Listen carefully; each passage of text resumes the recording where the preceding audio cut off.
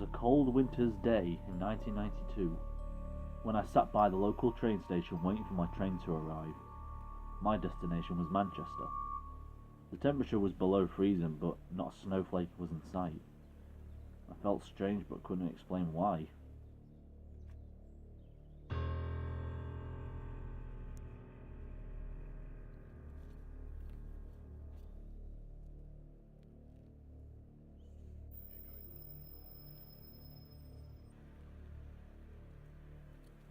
The train arrived, and as I stepped on board the carriage, I noticed that there wasn't a soul on board. I found this to be very strange, as today was Wednesday, midweek of which usually, on my train, you could not find a seat. I sat down and watched the countryside as the train began to leave the station. The strange feeling, though, grew larger, and I still couldn't explain it.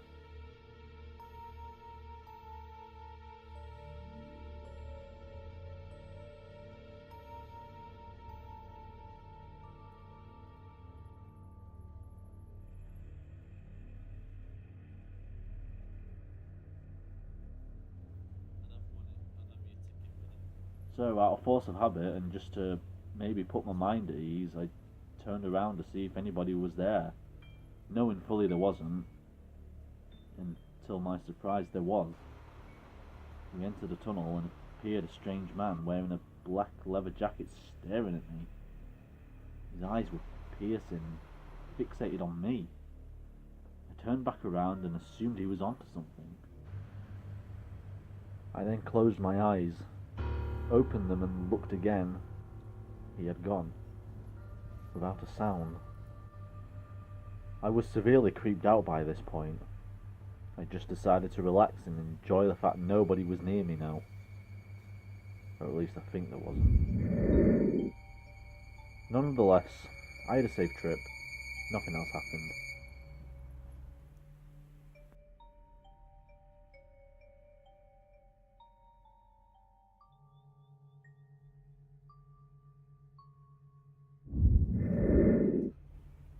I finally arrived in Manchester, my favourite city.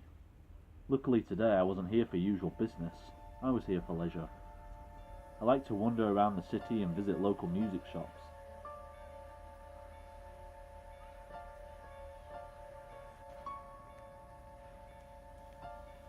But this time I felt for a change. I thought I would go into the main shopping centre, and as I did, I arrived by looking over the mass of people joining me.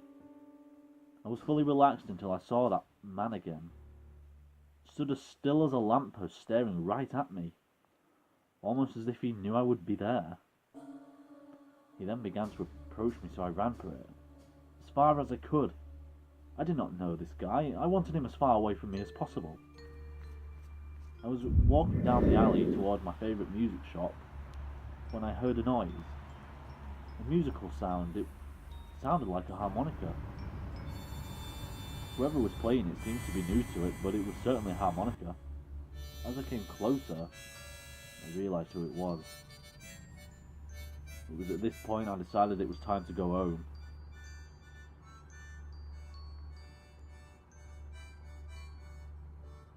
And get fully away from this strange, disturbing man following me. I'd had enough. He'd put me off. I ran and ran as fast as I possibly could, but I ran into a fence with a lock on it. I turned around to find a new escape, but it was too late. He found me. He found me. He found me. And then I woke up.